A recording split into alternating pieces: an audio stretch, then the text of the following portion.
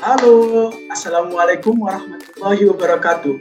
Perkenalkan, nama saya Rian Wiratha, Angkatan 13, Kelompok 3, NDHA 23, Latsar CPNS 2021 BPS DMD Provinsi Kalimantan Selatan.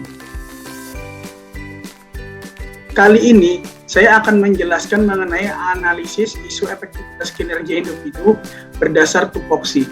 Saat ini, saya bertugas sebagai pemeriksa sektor sumber daya air di Dinas Pekerjaan Umum, Penataan Ruang, Perumahan Rakyat, dan Kawasan Permukiman di Kabupaten Balangan. Tahapan pertama, kita melakukan pra-analisa. Pertanyaan besarnya adalah, apa isu atau masalah seputar efektivitas kinerja individu yang berkaitan dengan tupoksi kita? Beberapa masalah yang telah diinventarisir yaitu, pertama, kurangnya kesadaran pada sistem manajemen keselamatan kerja saat kunjungan lapangan.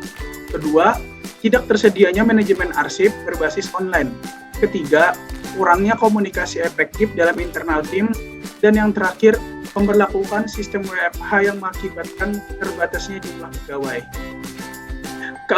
Keempat isu masalah yang telah diinventarisir sebelumnya dianalisa menggunakan metode APKL. A. Dalam metode APKL, A mempresentasikan aktual, B. problematika, K. halayak, dan L. layak. Dari keempat isu atau masalah tersebut, muncullah 3 masalah yang memenuhi keempat faktor APKL dan disebut dengan memenuhi syarat. 3 isu yang telah dianalisis menggunakan metode APKL, kemudian dianalisis kembali menggunakan metode USG. U. Mempresentasikan tingkat urgensi masalah, S artinya tingkat keseriusan masalah, dan G yang berartikan tingkat pertumbuhan masalah.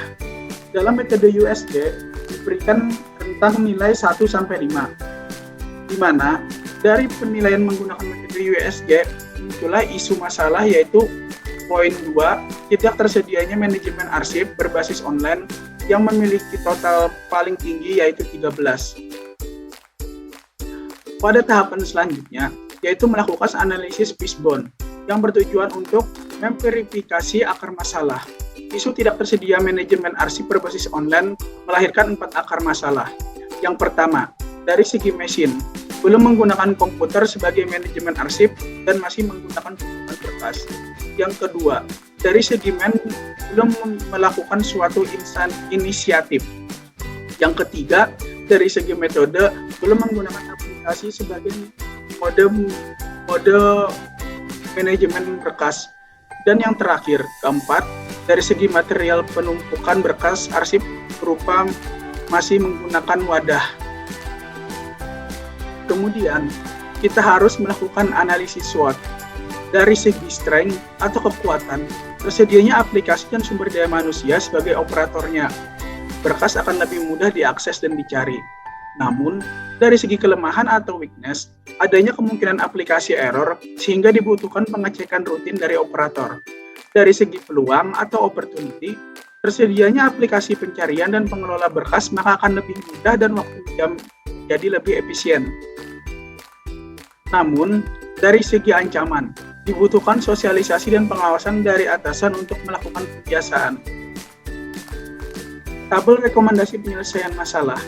Terdapat alternatif penyelesaian yaitu menggunakan aplikasi dari tahapan-tahapan tersebut. Dari tahapan-tahapan tersebut, dirigit menjadi tahapan setiap alternatif, alhasil yang diharapkan dan para pihak yang dilibatkan dalam penyelesaian alternatif. Terima kasih, mungkin yang dapat saya sampaikan. Wassalamualaikum warahmatullahi wabarakatuh.